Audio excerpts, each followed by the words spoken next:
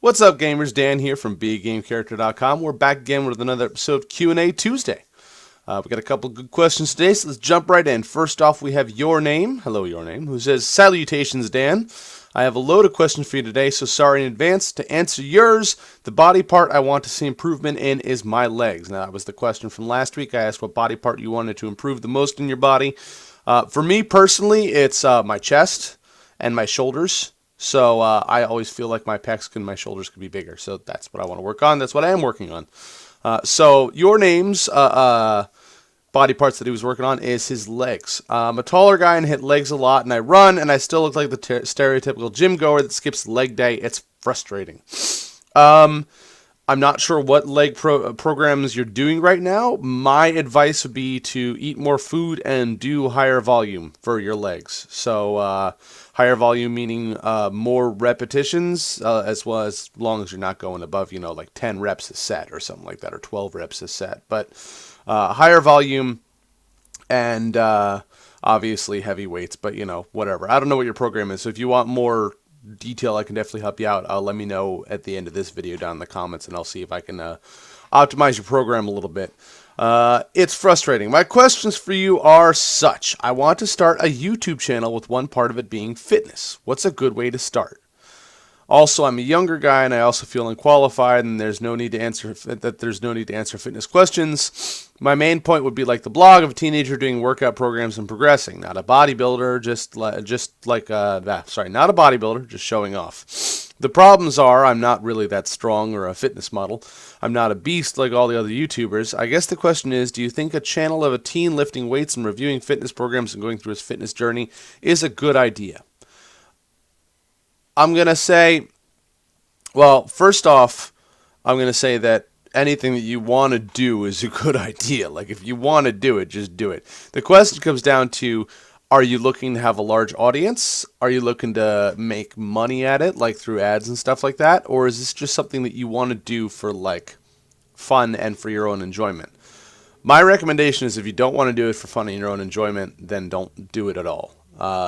It's very, very hard to get big in the YouTube market. It's very, very hard to make money in the YouTube market. For every one success story that you see, there's 1,000 that there is no success. So if you don't enjoy doing it and you don't have a desire to do it, don't do it. That's what I would say about that. Whether there's a space for it, of course there's a space for it. There's a space for everything on YouTube. If you want to grow a large audience, you need to find a niche. But, if you're doing something that a lot of other people are doing, that is like fitness stuff, then you need to either find some sort of weird take on it, like me with video games, or you need to, and I'm not even that big, obviously. We're at like 2,000 subscribers right now. I'm not putting that much work into it on YouTube right now just because I know how flooded the market is. But you need to find a niche, or you need to stand really strong in the strength of your personality, or in these days, really both. So my advice to you would be to go ahead and do it, just because, it's good experience. It's you can learn a lot just by doing it, even if you never get successful at it. And if you're young right now, having more experiences, doing more things, trying more stuff out, this is the time of your life for it. Trying new things, doing new stuff, whatever, So I would definitely say go for it.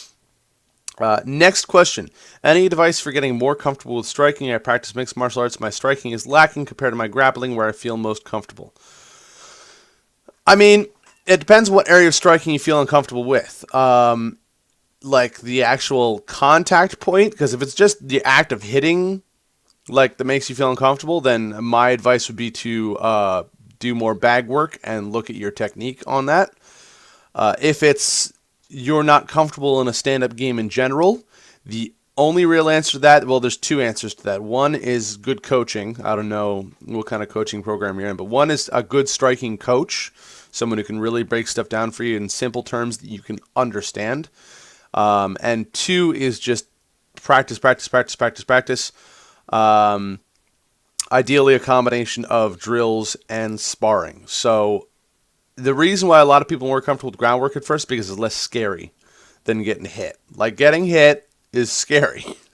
Like, if you tell some dude, I'm going to roll you over and pin you to the ground, and then when you tap, I'm going to stop. Like, oh, okay, that doesn't sound so bad. Like, maybe it's a little uncomfortable. We're going to get sweaty and mat burn and whatever. But if you tell some dude, like, I'm going to throw punches at your face and you're going to try to not get hit, you're like, okay, so if I screw up, it's going to hurt.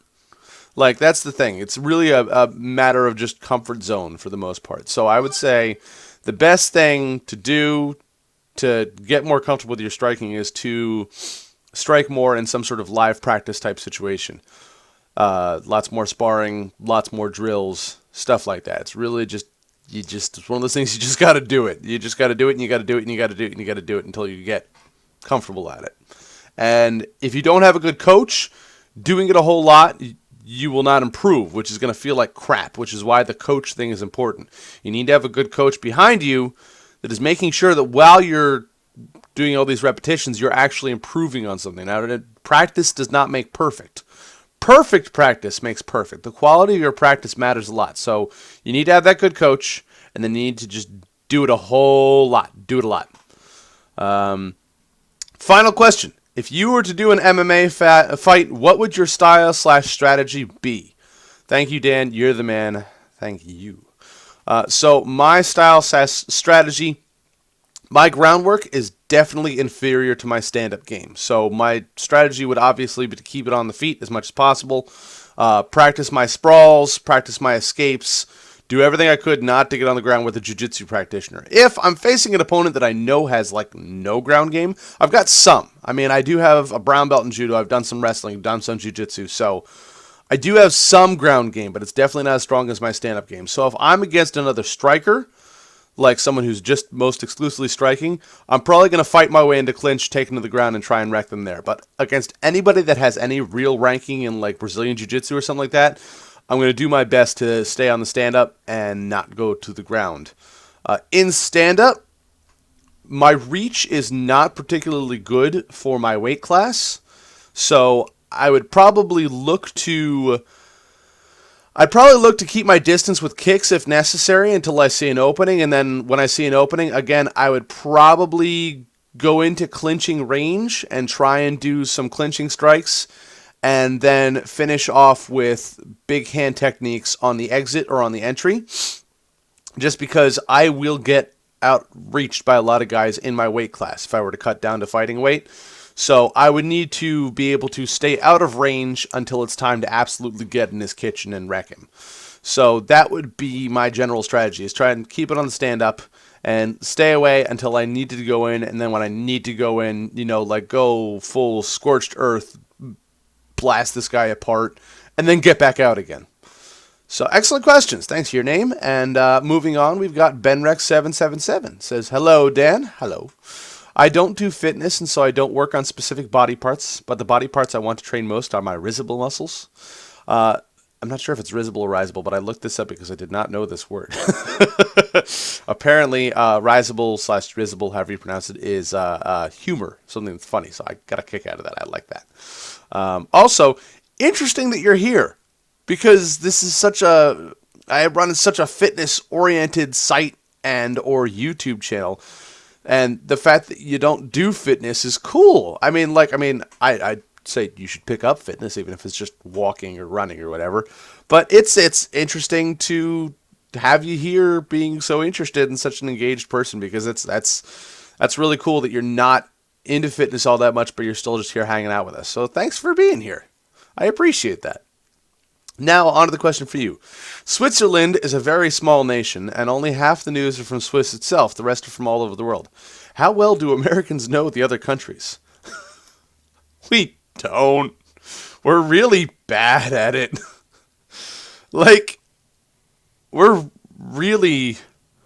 America is really self-contained. Americans are really self-contained, and part of that is because we're so freaking huge. We're really big. We're not the biggest country in the world, but we are a really big country, especially compared to a lot of European nations. So because of that, we create a whole news cycle just by ourselves. We're really good at doing that. So Americans suck at international geography. Americans suck at international politics. Americans suck at generally knowing what's going on outside of America, and we're honestly not even all that good at knowing what's going on inside of America, if we're being completely objective here. So And I'm not claiming to be much better at that than anybody else. I try to be, but I am not. I mean, I'm still not that internationally aware. I would say I'm more internationally aware than a lot of my peers, but I'm nowhere near as internationally aware as a lot of people in other countries are, especially in European countries. So, we don't know them all that well at all, to answer your question.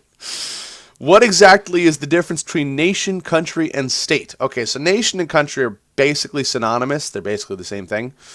I live in the nation, United States of America. My country is the United States of America. Pretty much the same thing. But state is like a little, you can think of it almost like a little mini country and a big country. We're a republic, so we're made up of a whole bunch of little states. I say little, but a lot of them are the size of countries.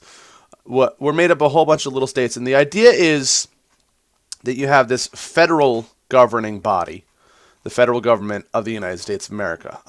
We have a president. We have a Congress that's consistent of a House of Representatives and the Senate, and they have their own position in government. And then we have the judiciary body, which is, the Supreme Court and the various court circuits under that. So that's the big overarching federal government. That government makes rules, they make laws and stuff that apply to all states. Everybody in the union, as they say, the union is all the states together. So if you could make an analogy, if you know the European Union, it's kind of like a bigger, stronger version of that. Whereas the states are like smaller, weaker versions of the individual European countries. So states also have their own executive leader, it's the governor, and then they also have their own smaller Congress. And states have their own individual laws that govern just that state. So I live in New Jersey. We have our own individual laws, taxes, court systems, stuff like that are independent of, say, Pennsylvania, which is the next state over. So they've got different laws. Like, for instance, New Jersey has really awful, archaic liquor license laws. So if you want to run a restaurant that like sells liquor or something like that, or if you want to open up a liquor store, or if you want to open up a brewery, although thankfully they've been lowering the requirements on that in recent years, it's way, way, way harder to do it in New Jersey than it is in, say, Pennsylvania, which is, west of us, or New York, which is north of us, just because we have our own individual laws. But at the same time, we are also governed by the federal laws. So to continue the analogy, federal drinking age is 21 years old. You have to be 21 years old in any given state in the country in order to be allowed to drink. Individual states can't change that, at least as far as I know. I believe the federal drinking law is mandated, and I believe states aren't allowed to change that. The idea is, at least the original idea behind the government, was that states were allowed to basically set most of the laws. Federal government sets big, major laws that should affect everyone, like civil rights laws and stuff like that. It's kind of gotten much more muddled. The federal government definitely has more power now than it did back when the USA was first founded. Some people think it's a good thing, some people think it's a bad thing. I'm kind of both minds on it, depending on what issue we're talking about. But that's kind of how it works. So a state is like a little mini country that is still beholden to the overall nation as far as laws go and stuff like that. And each state sends its own representatives to serve in the Congress to help craft those laws. There's representatives from every state. There's senators from every state. So that's kind of how it goes. I hope I explained it okay. It's just that's kind of how it works in a nutshell. Excellent questions. Thank you. Have a nice week, Benny. I appreciate that's cool questions. I enjoy talking politics. I try to avoid it on this channel just because this isn't a politics place for the most part. But maybe I'll start a politics channel someday. The next guy that's commenting knows how much I'm into politics and how rampant I can get talking about politics. And that next person is S. Barnier West. The area he wants to see the most development in, generally speaking, is his torso. He needs to develop thickness in Mr. Back. I know you meant to type my back, but it's now Mr. Back. Your back is now Mr. Back. Need to develop thickness in Mr. Back and chest. But if I had to pick one, chest. So, like me, chest development. We want the boobies. I have an extremely hard time putting on strength and size in my chest. Now, I have strength, but I do not have size. So that's always kind of been my issue as well, is I have strength but not size. I have gotten extremely stronger from when I was 19, and I could only bench press 135 pounds one time, and now I play with 275 pounds for 3 to 5 reps. You a badass. I also now look like I have a chest instead of a sheet of paper with nipples. A sheet of paper with nipples. I would love by the end of August to be able to bench 315 at least once, maybe twice. That would be impressive. If you're at 275 now and we're in early June, I could see that being possible. You're going to have to eat like crazy, but I see that being possible.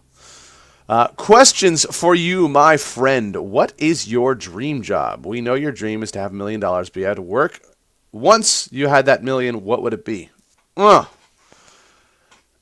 I feel like I partially just resented myself last week with the whole dream thing. My dream is to have $1 million, but my real dream is financial freedom to do the things that I want to do. $1 million is just an arbitrary number that I picked. Things that I would do if I was financially independent. The list is long. I would like to open my own game development studio. I would like to open my own robotics company. I want to advance robotics, especially robotics in the home and in relation to individual people, inventing robots that are affordable enough and useful enough to help people in everyday tasks in their lives. I would like to advance, probably chaining off the same thing, advance the realm of prosthetics and what prosthetics can do. I know some people that have lost limbs. I know people that do not have function of their body like they used to. I would really like to be able to help those people and come up with, really like stuff that you see at I want like the Winter Soldier's arm. I want people to have prosthetics like that. I want power armors and walking exoskeletons and stuff like that can really help people that are not able to do the things that they were once able to do with their body, because that's one of the things that terrifies me. I appreciate that I'm durable enough to get through anything as long as I'm not dead. But one of the things that terrifies me is use of my body or loss of parts of my body. And I really feel for and want to help people that have experienced that, because it's one of my biggest fears. It's one of those things that I would hate to do something that would render parts of my body either unusable or frankly gone. And I would really like to set up something that would help people like that. But there's a lot of money and scientific research involved in that. And I don't have the expertise to bootstrap it either. So if I wanted to do something like that, I would either have to go back to school for it, or I would have to hire people that know more about it than I do. And honestly, where I'm at in my life right now, I have no desire to go back to school. So I would like to be able to hire people to start a company to advance that. And in that case, I just have to be the guy with the money, because I'm not going to be the ideas guy. I'm not going to be the implementation guy. I have to be the guy with the money that goes, okay, so here, ideas guy, implementation guy, or gal. I'm sorry, I'm being very... So implementation person, ideas person. Here is money. Go and do what you do, and I'll give feedback as in where I want the company to go, but I'm going to trust your expertise to make this happen, and go. So video game development, robotics / prosthetics. I would like to get more private things. I would like to get my pilot's license. I would like to learn how to hang glide. I would like to go all over the world. I want to go see tons of places. I want to travel like crazy. I don't want to go live other places, but I want to go and visit and see really cool things and come back again. And, if I got time or energy left over, maybe I'll just try saving the world once or twice. There's plenty of things out there that we could use some help with. So if I've got the money to do it, I would like to do it. So that is what I would do if I had my million. And by my million, I mean financial freedom. Question number 2. Taylor ham or pork roll? Taylor ham. Pork roll is a false god. In video games, do you think a good story or campaign is needed if the gameplay itself is flat out good? No. No, I don't think so. I think a good story and campaign can prop up mediocre gameplay, but I think good gameplay mechanics, you don't need a story. Like, Spider-Man, let's look at Spider-Man 2. I can still spend hours and hours swinging around in that city. I can go and swing in Manhattan for forever. That's just a gameplay mechanic. It's only one gameplay mechanic, but I'd still, to this day, boot up that game on my GameCube and play it. So that's it. I would say good story campaign is good, but gameplay mechanics, definitely the most important part. And for favorite game stories, I really liked the story of Braid. I don't know if anybody played it. I'm sure lots of people played it. Jonathan Blow's independent game, Braid, time traveling mechanics, sprite based graphics, stuff like that. Because it twisted real hard, and you thought that the whole game. I mean, I'm not going to spoil it for you, but I liked the storyline in Braid. I thought that was really cool and really well done, especially for a small indie game. That was really cool. And another game where gameplay mechanics don't matter. I mean, gameplay mechanics are more important than the story, rather. Because even if the story wasn't there in Braid, it would still be a really cool game to play. Just because the mechanics are really cool, but the story just took it that much higher. So, favorite game stories, Braid. Gosh,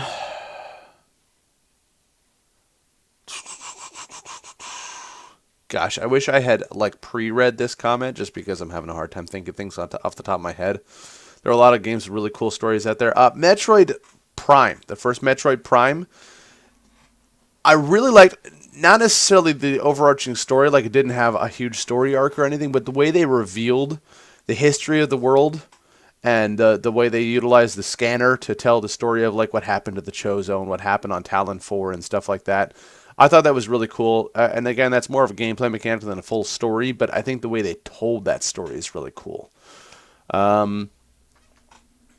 I liked the story of Legend of Zelda The Wind Waker. Thought that was a really cool story. It kind of got outside your traditional, hero goes and saves the world, the end trope, with the whole ending of the old Hyrule and the history of the hero that never arose and stuff. I would really like to play that game, even though I'm sure it would be incredibly depressing. The idea of the time that Ganon rose up, and the hero of time did not appear to save Hyrule. So that would be really interesting. Yeah, so I'm sorry I can't think of more games with story options, but Braid's going to win anyway. Braid's got one of my favorite stories of all time in a game. If I think of any more, I'll add them on to next week's video. So that is it for this episode of Q&A Tuesday. Thank you for asking all your questions. I really enjoyed them. Question for next week. If you could visit anywhere, time or place, you can travel time, you can go to any location, doesn't even have to be on the Earth. We're going to assume that you won't die if you go there. So if you want to fly out and, visit somewhere out in the Perseids or something like that and live in a meteor shower, you could do that. Just assuming you could go anywhere in time or space and not die, where would you want to go? So let me know in the comments below. I want to hear where you would go, and I'll let you know as well in the next video. Make sure that when you let me know where you would want to go, you also ask me a question for next week so that I can entertain myself by answering questions for you. Thanks for watching. As always, remember to live boldly, change the world, and continue to be awesome. Bye-bye.